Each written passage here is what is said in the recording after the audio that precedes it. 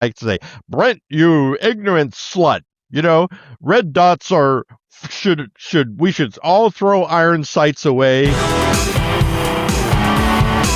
Hi there, and welcome to Guns Podcast US, one of the world's biggest gun talk programs. I'm your host, Brent Wheat, and we'd like to thank you as we chat about the interesting stuff in the world of shooting. And of course, I'm joined by my illustrious co-host, Roy Huntington.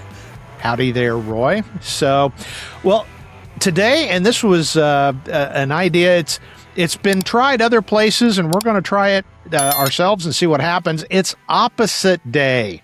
I know my grandkids in elementary school love when they do this, but we're going to try it here on the podcast. And the topic, there's no question what topic we're going to try the opposite day thing, because this is something Roy and I have a cordial disagreement about. But today, Roy is in favor of red dot sights, and I'm going to argue in favor of iron sights. So, Roy, I'm sorry, and this is going to be interesting because obviously this isn't our normal dynamic. But I was just getting ready to say, Roy, those TV sets are going to get you killed. That's all that's going to happen, and harumph, and okay, so that's what we're going to do. I don't even know where to begin. but I'm game. My nose may get longer though as I talk. So. Yep. Well, when I was saying all that, I got to thinking that really the arguments revolve around the shortcomings of optics.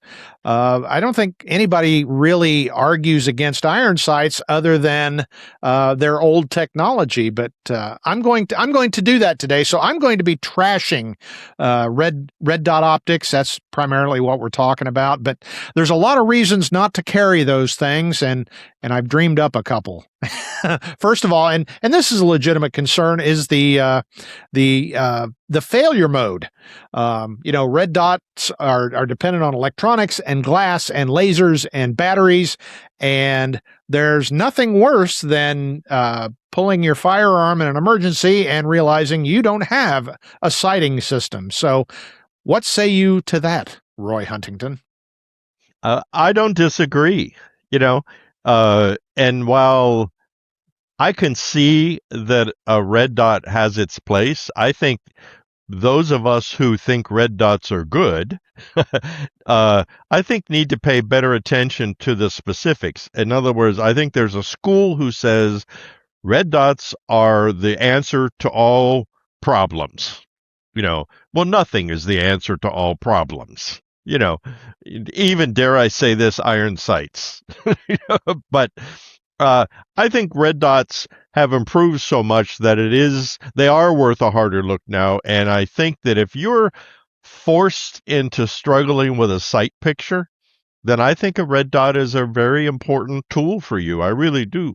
And I remember it was probably 97 or 98. I was at the SHOT Show and Mickey Fowler came up to me. Now, if you don't know who Mickey Fowler is, he was like one of the early top gamers, shooters, and so Jerry Michulik, and a couple of the other guys, Rob Latham, they started to dominate the competition, and everything was shot with iron sights in those days. And at the SHOT Show, he came up to me and he opened up his jacket, and I looked down, and he had a Colt Officer's ACP with this little tiny miniature TV set thing sitting on the top of it. And I thought for a minute, and then it dawned on me what it was, and I think they were made by Dr. Optic, but I might be misremembering that. And that was basically the first small red dot sight. Because up until then, most of them looked like a scope almost. They were like more of a tube. Yeah. And so he pulled it out and cleared it, and he handed it to me. He said, "This is the wave of the future." And and so I looked, and like you normally happens, you look for a while, and then you finally find the red dot, and it was too dim, and at the time the batteries lasted like about an hour, and you had to turn it on you know. And so, of course, at the time, I thought, well, this is silly. Nobody's ever going to do this. And but it turns out that Mickey was right, as it were. And I think you and I both have watched the how can I say the creation of the red dot industry. And as with everything, the technology has gotten better. And so I think today, if you spend three or four or five, $600 on a red dot sight for your gun, I think it's pretty much a sure thing that it's going to work when you need it, you know. And I think a lot of the red dot negative uh, reputation now comes from the $50 and $100 red dot sights that people put on their gun, and then they Yeah. shoot them till they break, right? Yeah. Uh, Well, you yeah. raised an interesting point there, and that was really truly my probably biggest concern with red dot optics is I had a terrible time adapting to them, and it still enters in the back of my mind when people convince me you got to go to a red dot, and typically like law enforcement when they transition train, they'll give you 8 hours. Oh my gosh, I took I literally probably, I don't know, 100 hours to get to where I felt like I was roughly competent with the red dot optics. So, I've done hundreds of thousands of presentations where I focus on the front sight, but the red dot for me as an old dog learning a new trick, it was really, really hard to make that transition. Well, and that's why I was against them for a long time, for any reason, really. And but one thing that I really learned, and it's interesting when you train a little bit from people who know what they're doing, you learn some things, and that a lot of people have trouble finding the red dot. And what I found was, in being taught, was that if you just lower your head, almost always the red dot appears. Hmm. And because if you look at people, they go like this, they raise a gun up, and then you see them like looking all around for it. But I found if you just index it normally and then lower your head, it's like the red dot magically appears. And so I don't think it's a perfect answer for everything. I think if you have good eyes, and let's say you're a policeman and you have your duty pistol, I personally don't really recommend a red dot for that. And I'm a proponent of red dots in situations. But I think that goes back though to the people who just want we've had done shows about it where they want to adapt to or adopt new technology, even if it doesn't really fix a problem, Yeah. especially because they probably aren't having a problem, but I think if you are having a challenge, if your eyesight's failing, if you're maybe doing small game hunting and you can't see an optic real well, crosshair optic, I think maybe if you're elderly, I think if you've got maybe somebody who doesn't shoot a lot, and you want to get them a red dot optic with like a 6 MOA dot on it that anybody in the world can find. I think all of those are appropriate uses. And the only reason I say that now is because the technology's at a point to where it's reliable enough that I think you can be confident that it'll be there if you need it, you know? Well, let's talk about the speed factor now because, again, after hundreds of thousands of presentations, I can put my front sight on the target and generally hit at least minute of bad guy kind of thing. And, that's one of the concerns that folks have with red dots is chasing that dot instead of shooting. So how do you answer that? Boy, that's a tough call. And I know it just as I say that it is a valuable tool, I think it's a valuable tool for many people in many situations, and it's not always the perfect answer. And I think you just brought up a really good point for someone like yourself who you can see, you're very comfortable with iron sights, you rely on them, you use them, you've trained with them. Well, I don't really see a need to change. You know, I mean, I would say that and I know I'm supposed to be this like red dot fanboy, but we have to be. I know. We are failing miserably. Go ahead. Well, I know, but I think what we're doing though is that we're getting to the core of both sides because it's forcing me to rethink this because, I mean, I really was a strong proponent of no, there's no need for red dot sights. If you can't see very well and you're elderly, then you should get a scope with a crosshair on it and go hunting. I mean, otherwise you should get a big dot front tritium sight and stick it on your J frame because you'll be able to see that. But as I've talked to people, they've said in a lot of comments, and it's usually seasoned shooters. They're just saying, "Hey, I'm getting back in the game now because I got a red dot sight, and suddenly I can see again. I can see my sights. I can hit things. And well, then why wouldn't he have that on his defensive gun? He should. You know, and so I have opened my mind to that, and but I don't want to go so far as, I mean, we could do this silly thing and I could say, Brent, you ignorant slut, red dots are we should all throw iron sights away, and but I know Yeah. people would be laughing. Unfortunately, I think there'd be a lot of people out there going, yeah, man, yeah, he's right. Oh, well, But I got to say, I'm looking at my timer, Roy. We made it 12 minutes in, and I'm willing to throw the towel in on this. Not on the topic, but on our attempt to see different sides of it, because it's pretty obvious that which way both of us lean. And I did want to address a couple of points. Okay, so officially we're dropping the charade at this point. We're just going to talk about red dots. But the points you unpack there, the idea of seeing, I tell people I'm shooting better than I ever shot now, as long as I have either glasses on or I have that red dot. And I think I'm in maybe a common use case. I carry primarily two different guns. As we've talked at length, I've got my 38 in my pocket almost all the time. It's got a big dot front sight, and that's my get out of trouble, get off of me kind of gun. Over the last 2 weeks, I've been out a lot more. I went fishing yesterday, for example. I carry my compact 9 with a TV on top. And the idea being for me that in the situations where I'm out, I may need to take that longer shot. And my 38 is certainly capable, and Roy has demonstrated amply that you can hit stuff way down range, but I know my shooting skills, and with especially red dot, short barrel, double action revolver, it's more difficult to me. And if I'm in a situation where I may have to take that longer shot, I feel more confident with the red dot optic because I can see it. It's nice and crisp, and I can put rounds down range. So that's kind of, I think I have a realistic compromise there. Again, my 38 is my always on, always carry, get off of me kind of gun. But if you got to take a 25, 50-yard shot, if I have to, and I've only got my J frame, I'll try it, and I'll, use all of my marksmanship skill. But I think it's pretty easy to argue it's easier for me to get better hits if I've got that optic on top. So I'm not disagreeing with you, Roy. I just think it's an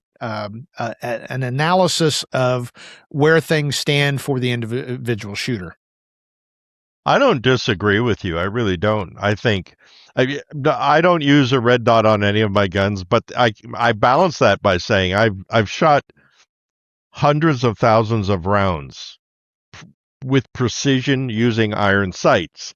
And so even if I don't have my glasses on, I could do pretty darn well, even at distance. You learn to compensate and all that kind of stuff. So, but I think somebody like in your situation that you're concerned about your ability to see out there a little farther, 25 yards, 30 yards, 40 yards, 50 yards. And even though people may argue, well, you're never going to have to do that, and if you're shooting that far, it's not self-defense. Well, they're wrong. We all know that. If there's 20 guy 30 yards away from you shooting at you, you could shoot back. Yep. So And that was a perfect analysis for yesterday. I was wading in a creek, and I never saw another person. So I really didn't anticipate a problem, but I also know the place I went, some questionable folks tend to hang out, especially near the road. And, I could see a situation where suddenly I may have to shoot at 25 or 50 yards, because if somebody starts cranking rounds at me and they're, standing across the creek or whatever, I would like to be able to put effective fire on them. Obviously, I'm going to move, I'm going to try to find cover, et cetera, but I want to have that ability. So again, my 38, if that's all I've got, I'm going to give it the old college try. But, and another interesting point I never considered, Roy, you talk about glasses. You wear glasses 100% of the time. I do not. So I never really made that distinction that when I go, I put a gun up to shoot, if I haven't thought to put my reading glasses on, suddenly it's like, wow, there's a big furry blob out there. But yet if you get, 6-7 feet down and anything past that, boy, I've actually got better than normal vision for my age. But it's all that up close stuff that here they are, my reading glasses. I can't see nothing. And unfortunately, that distance range is the exact range of where I would be pointing a pistol with iron sights. So I never really considered that if you're a full-time versus a part-time glasses wearer. Well, and actually, I'm not a full-time glasses wearer. I probably should be, but if I'm, working around the property and just puttering around and doing things like that, I don't wear glasses. If I'm going to shoot, and I'm going to shoot, or I'm going to work on this gun, or I'm going to work on the computer, I put glasses on that are appropriate for that. But I also put just clear polycarbonate shooting glasses on and shoot with my normal vision often. I mean, hardly a day goes by that I don't do that. And so you get to learn, that's what my sight picture looks like when I can't see what I'm doing. Yeah. You bring up an interesting thing, though, about your gun. If what you're talking about, though, is that you would use your dot when you need aimed fire. Mm-hmm. So if he's 5 yards away, would that mean that you probably don't rely on your dot, that you'd more just index or point shooting at a certain distance in closer? Yeah. Well, and I think for me and in my experience, and probably for you too, most police shootings are just that. Mm-hmm. I mean, agreed. I mean, it's hard for me to remember a police shooting that went beyond a few yards, Right. I mean, and they're so often focused around a car or two cars. I mean, so it is really 20 feet, or you're talking to somebody and it goes to poo and it's literally toe-to-toe muzzle contact distance. And see, and that's why I tend to think if cops think they need a red dot sight to take a precise shot, which is understandable, then I hope they're training in both directions, because that jerk your gun, as they used to say in the old West, are you going to jerk or not? Yeah. And you're up close. I don't want them wasting time trying to find the red dot. Yeah. And I don't know if they do or not. I'm not quite sure how their training is. Although I have watched, YouTube police shootings of people with red dots, and you have too. And they're cops are this, and everything goes to hell, and the guns come out, and they go to guns instantly. And when you look, to me, it's very obvious nobody is looking at a red dot. I mean, everybody's just indexing on the gun and shooting the bad guy who's 10 feet away. And what I wonder is that your body taking over and looking at the threat and shooting at it, or is that specific training that I don't use my red dot sight when I'm in close? Or I don't know how they're training. Do you? I don't know how they're training these days. Yeah, I mean, there's a whole bunch of schools of thought, ranging from use your red dot every single time to just iron sights. I think the current, and Eric Gelhaus would be a lot better person to talk about this, but I think most agencies and training schools are saying, at a certain distance where you don't even you could close your eyes and still get a good hit. Whether you want to call it point shooting, instinctive shooting, or whatever, that's what they're saying is fine. Because I know, again, there was doctrine at one point, you always have to look at your front sight. Well, if the guy is only 12 inches past my front sight, why waste your time? And I think most trainers, most schools of thought now recognize that there's a certain distance. And that's kind of, to me, the idea that if I can close my eyes, pull a gun and still get the hit, that's probably going to be instinctive shooting. You start getting beyond that. And again, there's no hard and fast rule, kind of, the Tueller rule, if you've heard of that, where anybody with an edged weapon within 21 feet is a lethal threat. Well, what they've discovered in the real world is sometimes 21 feet is way too far. Sometimes it's not far enough. If a guy has a throwing spear and he's 35 feet, he's still a deadly danger to you. If he's got a box cutter and he's 20 feet away, little different deal. I realize he can rush and, yes, I know the internet commandos will argue that, but it's kind of the same thing. What is the hard and fast rule for instinctive or point shooting? Yes, if that's what you think. I do think that the proponents of it tend to throw away the use of sighted fire. I think they're definitely, and especially in a law enforcement scenario, there's a point where you need to buckle down and get a precise shot. But again, what distance is that? It depends on you, the situation, the dynamic. Is this guy shooting with 22 single action pistol at you, or is he laying down fire with a fully auto AK?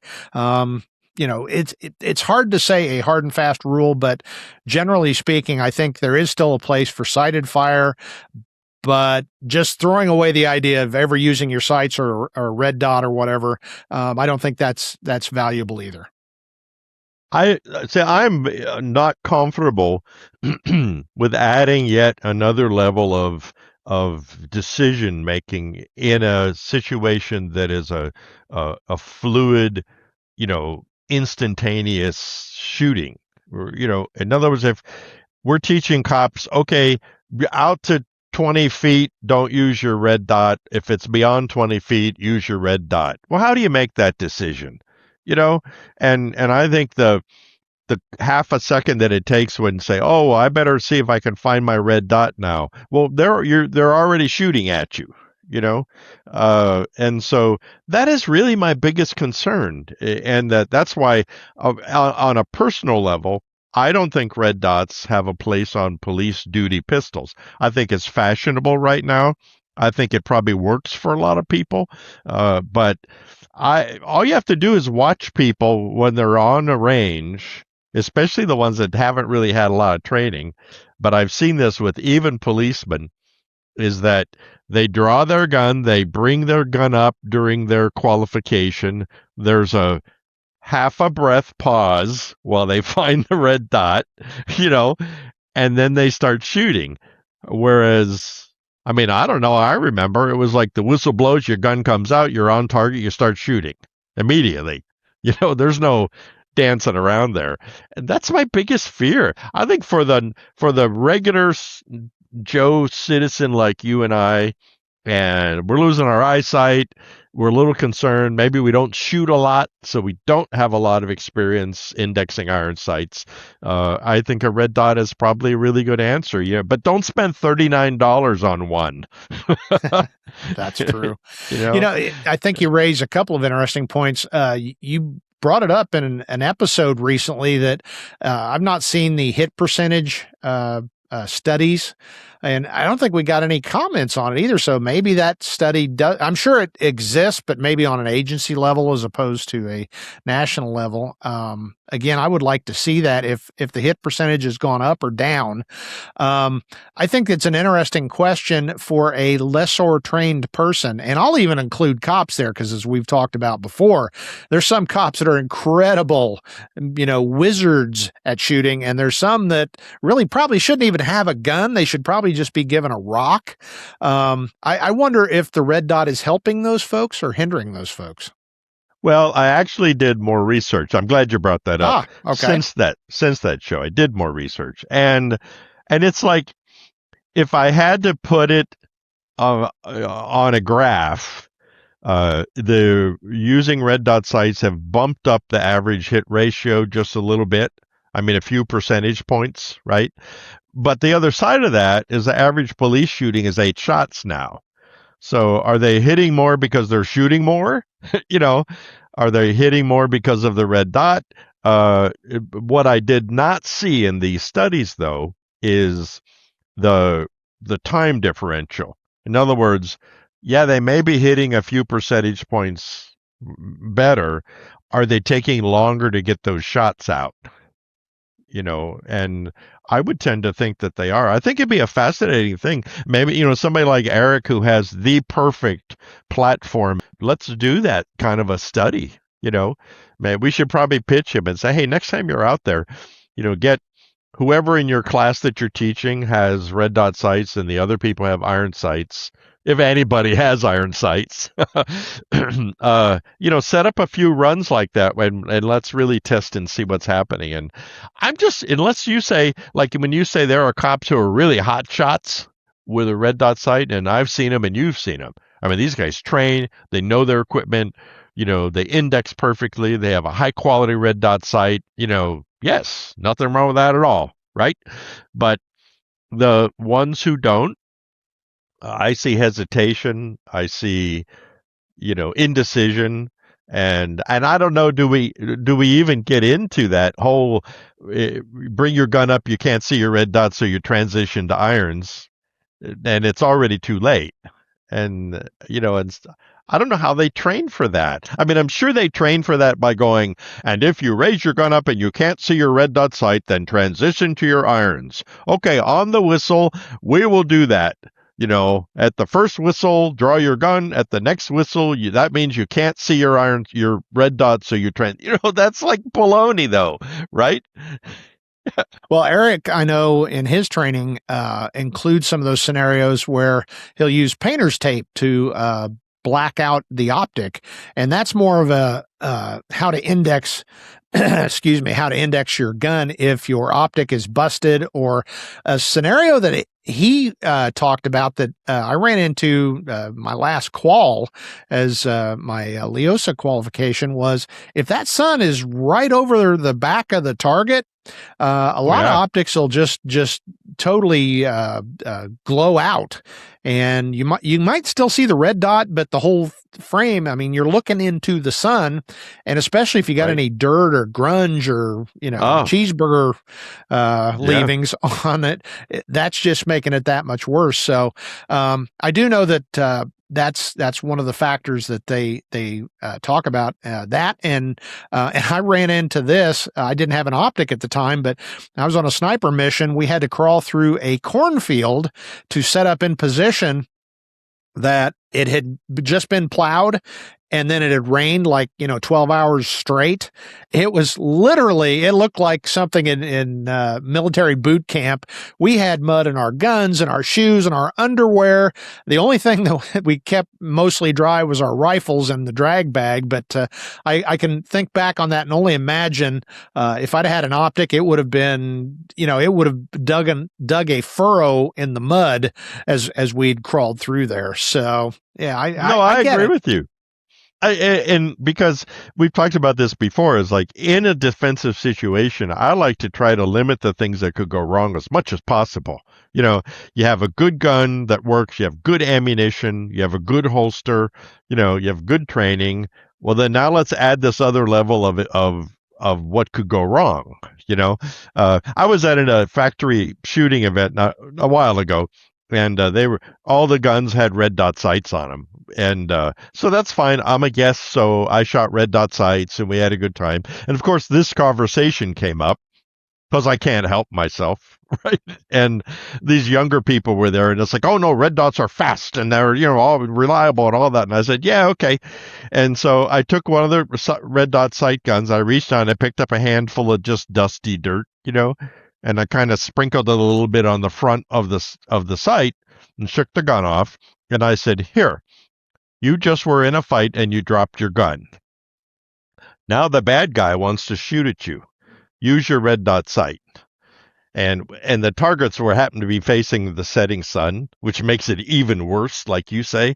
And so he brought it up, and it was classic because he brings it up and you see him go, looking for the red dot. And I said, well, you're dead now, but nobody had, they kind of went, yeah, well, yeah, but yeah, what? Yeah. Well, So and kind of going the other way, and what I was supposed to be arguing when we failed miserably a while back right. here was, there's nothing wrong with iron sights. I still use them. I still practice with them.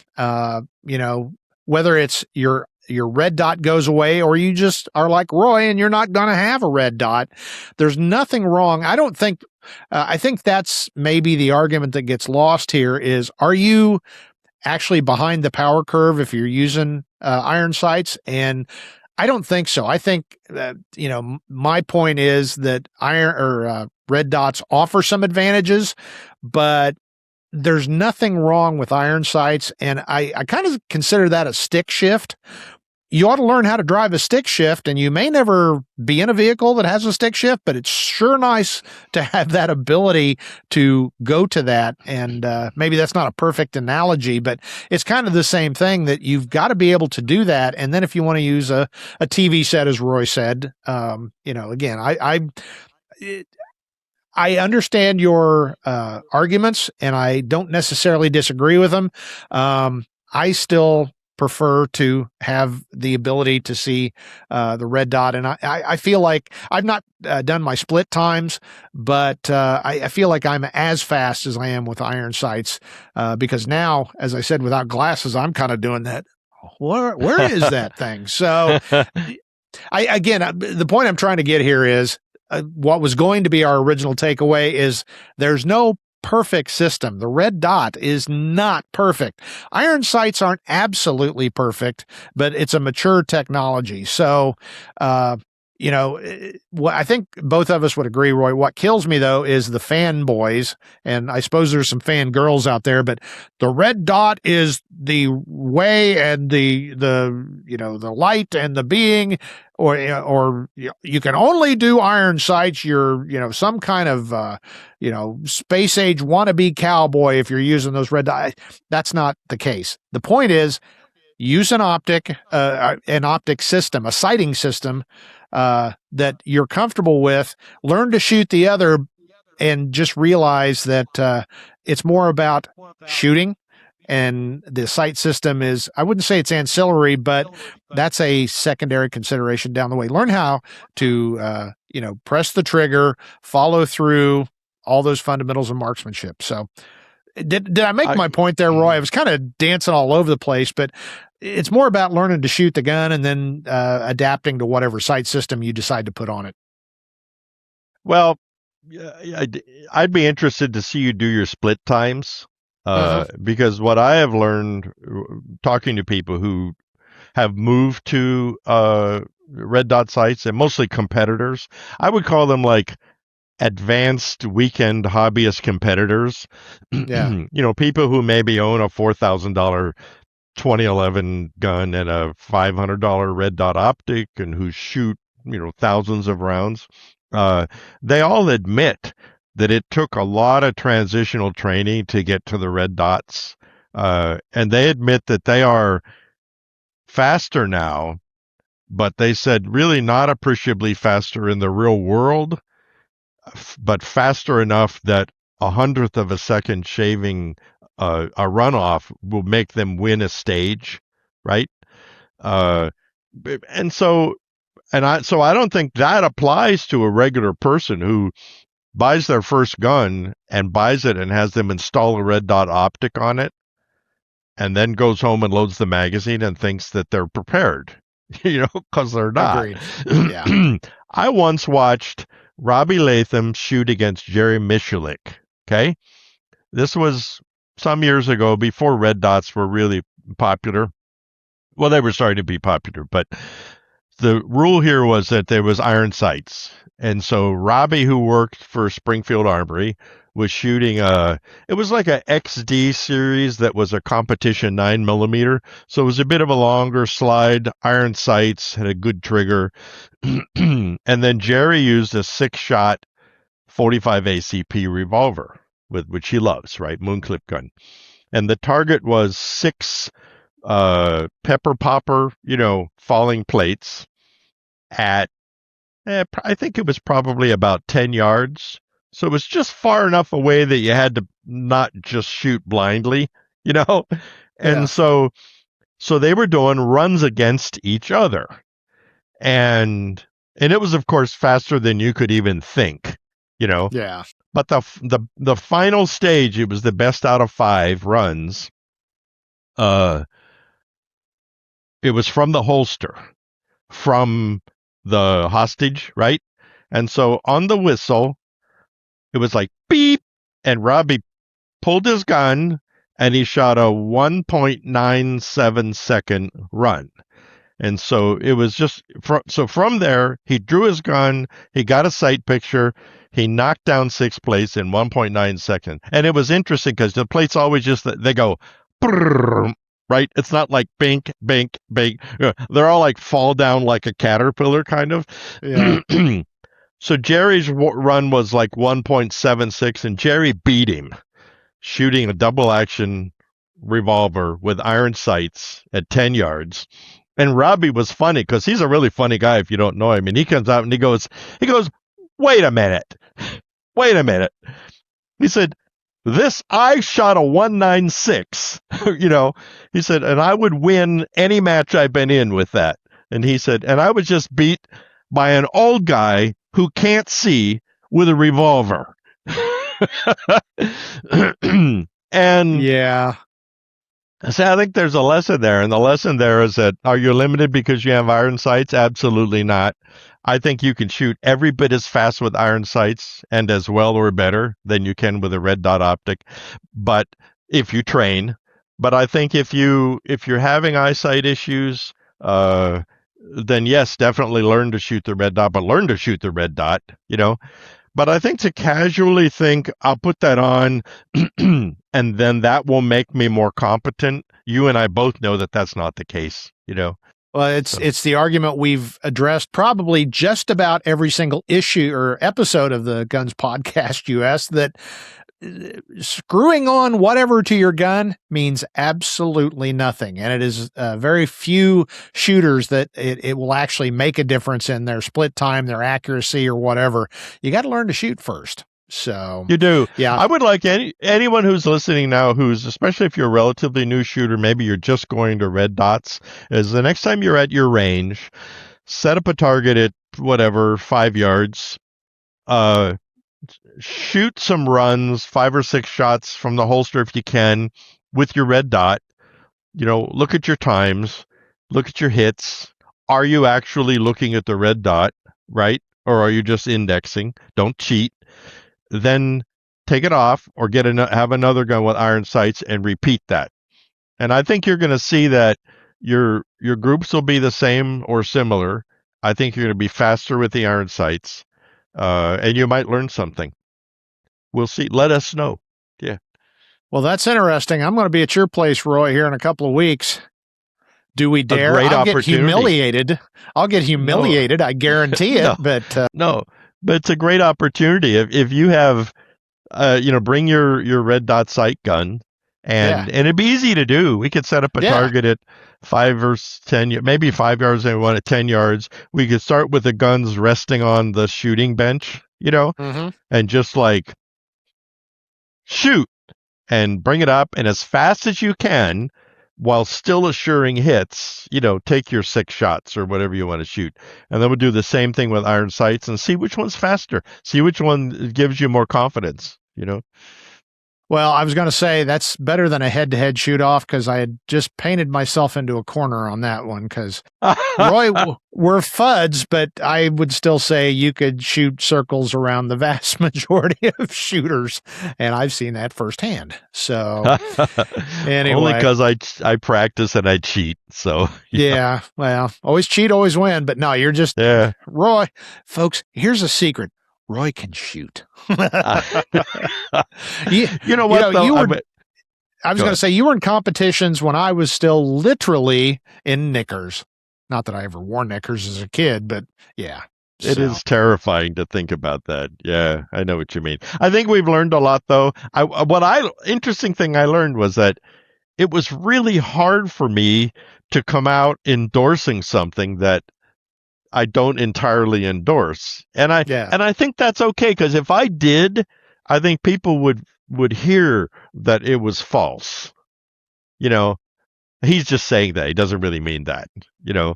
So I think by us being actually honest, but taking a harder, more welcoming look at the other side, I think that we accomplished something maybe. Yeah. Well, I hope so. And we want to hear what you think. If you're watching on YouTube, leave a comment down there. And if you're listening or you just want to reach out, editor@gunspodcast.us. And we'd like to hear what folks say. And maybe we ought to issue a prize to the one that can use FUD the most times in a sentence. Because, you know, what's funny, we keep talking about that. And the old folks in all of our communication seem to get a great joy and fun out of us poking fun at FUD. And yet, other folks still can.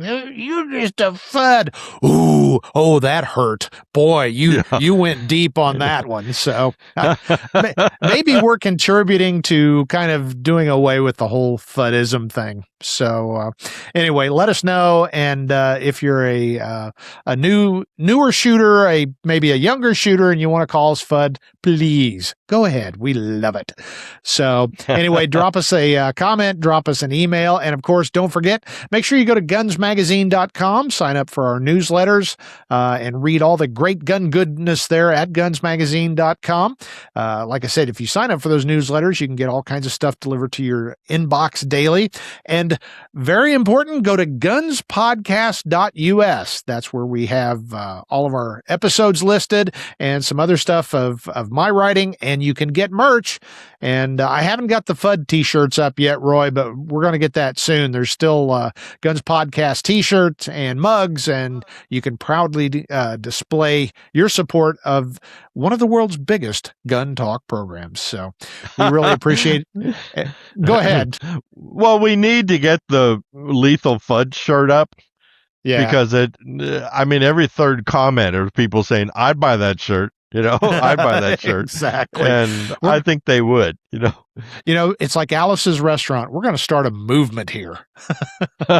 So I'm seeing this guy that like big old mustache and a squinty-eyed look with a pair of single action guns Yep. And it's like, I'm a Lethal FUD.